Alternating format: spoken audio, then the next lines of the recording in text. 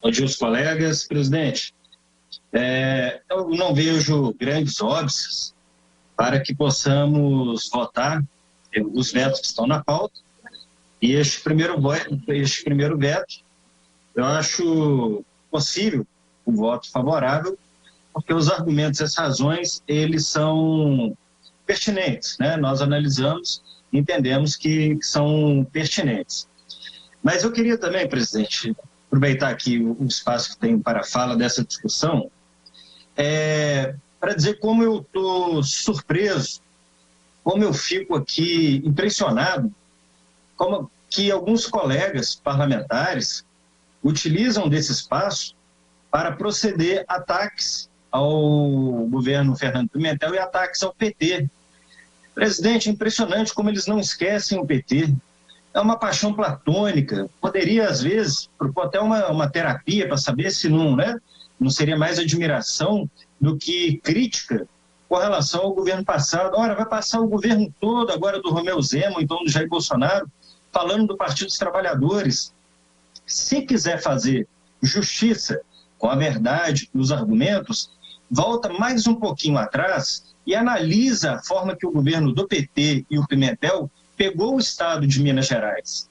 Vamos lembrar que o governo do PSDB e o seu consórcio, do qual alguns deputados que aqui já falaram, participaram, deixou mais de 7 bi em déficit, em dívida, para o governo do Partido dos Trabalhadores. Lembram que nós herdamos com 7,2 bi do governo do qual vocês eram base e que hoje é base do Romeu Zema junto com vocês? Então, na política de Minas Gerais, aqueles apoiadores do atual governo, que nós chamamos carinhosamente de viúvas do Aécio, esquecem o que foi o governo Aécio Anastasia. Esquecem, por exemplo, que o Anastasia fez o acordo com a segurança para os aumentos e fomos nós, em 2015, ainda que procedemos 2 aumentos, que tivemos que fazer o desembolso para esses 2 aumentos para os servidores. Esquecem que quando assumimos, nós pegamos a educação sucateada. E alguns colegas que aqui hoje defendem o Zema, que pagou o 13º, não se pronunciavam no governo do PSDB, não se pronunciavam da Lei 100, não se pronunciavam quando o professor não podia sequer merendar dentro da escola, não se pronunciavam dos concursos que não faziam convocação, do fim do quinquênio da educação que nós reconstruímos através do Adveb, não se pronunciavam. E não se pronunciam agora, presidente. Fazem aí uma homenagem ao Zema, que pagou então o restante do 13º, porque o Pimentel não pagou, não foi porque não quis. Pimentel não pagou porque não tinha o dinheiro, e inclusive no final do ano, vários colegas nessa casa sabotaram projetos que eram importantes para que a gente pudesse recompor os caixas, a exemplo da votação do projeto da Codemig. Vamos lembrar? Bem, então se não votou foi porque não tinha dinheiro. Diferente do governo atual, que tem recurso em caixa, e eu já demonstrei isso, e está no portal da transparência, que se quiser pode anunciar o pagamento dos demais servidores, além da saúde e da educação. Ontem mesmo, eu fiz a leitura do novo artigo, onde eu aponto que até mesmo no mês de maio, era uma previsão, o secretário de Fazenda falando em 2 bi de déficit, e não houve déficit. Até no mês de maio nós tivemos superávit. O primeiro quadrimestre, superávit, comparado a 2019, de mais de 3 bilhões. Não vejo o colega se pronunciar, não vejo o colega exigir que o governo pague o servidor, não vejo o colega se indignar. Não, problema nenhum. Que? Superávit? Não é isso que o Zema está dizendo? Tem receita? Não estou sabendo. Então, a postura bajulatória do governo Zema para que se receba algumas benesses, ela extrapola, inclusive, a capacidade crítica que o parlamentar precisa ter quando os problemas estão aí colocados. Não se pronunciam do problema desse projeto educacional que nós estamos recebendo, que tem problema no material pedagógico, no chamado PET. Não se pronunciam quando os alunos não dão conta de fazer as atividades porque o pai não dá conta, não tem professor. Não se pronunciam quando muitos meninos têm que subir no pipoco do morro, como lá em Raul Soares, para pegar uma conexão porque não tem internet, não tem computador em casa, Rede Minas não chega a todos os lugares. Ignoram, por exemplo, presidente, quando o grupo de estudos em educação da UF e o JF faz um monte de considerações dos problemas que está em decorrência desse projeto, e para eles está 1000 maravilhas. Nós não estamos vendo isso. Não estamos vendo. O Estado está ótimo.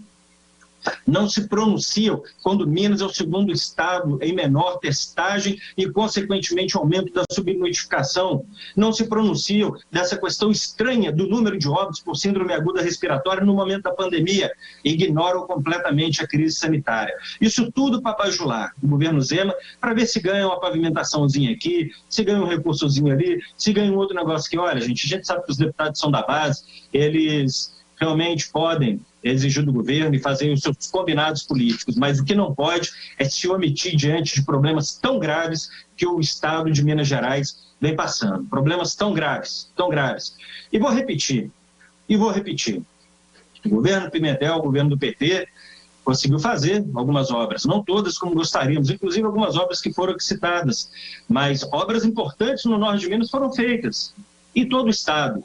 Eu quero saber, 1 ano e meio depois, quantos metros de asfalto o Zema fez. Quero saber a manutenção das estradas do governo Zema. Nenhuma, não tem uma placa do governo Zema em lugar nenhum para cuidar das estradas, para poder anunciar qualquer tipo de obra. Com todo o problema que Pimentel viveu, cerceamento do governo Temer, cerceamento porque o impeachment trouxe cerceamento do governo Temer, retenção de recursos importantes para o Estado, sabotagem, votações importantes que poderia ter ocorrido na Assembleia e não aconteceu, e a oposição que ela se lembra por que não aconteceu, e ainda assim nós avançamos muito, em vários pontos. Então, presidente, eu quero dizer que estaremos aqui prontos para responder os colegas que não esquecem o PT, que não cumprem o papel de fiscalizar o governo que está em exercício agora, que nós estamos fazendo, fiscalizando, denunciando, apontando os erros, e sem sabotagem. Quando o governo mandou a reforma administrativa, nós votamos, não era para fazer economia, nós votamos. Quando o governo mandou o projeto da Codemig, dos créditos do NEOP, como foi citado, nós votamos, sem sabotagem, diferente do que o que nós vivemos, com responsabilidade com o Estado de Minas Gerais. Então, se quiser discutir o governo passado, nós vamos discutir. E vamos discutir o mais para trás também, do qual alguns colegas foram base, e também os mais anteriores. Então, as viúvas do Aécio, que hoje são as noivas do governador Romeu Zema, não farão aqui acusações e ataques sem que a gente esteja pronto para dar as respostas, porque nós também temos memória e estávamos aqui para saber o que foi o governo que nós passamos. E nós sabemos o que foi o governo passado. Merenda para as escolas, o professor era proibido de merendar, nós colocamos no orçamento recursos para garantir que os professores merendassem. Lembra da Lei 100? Fomos nós que diminuímos os impactos da Lei 100. Convocamos os concursos 11 e 14, criamos o advérbio para compor o quinquênio que vocês tiraram da educação.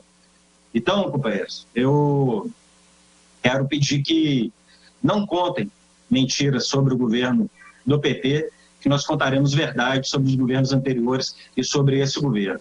Obrigado, presidente. Estaremos aqui para debater os demais vetos se necessário.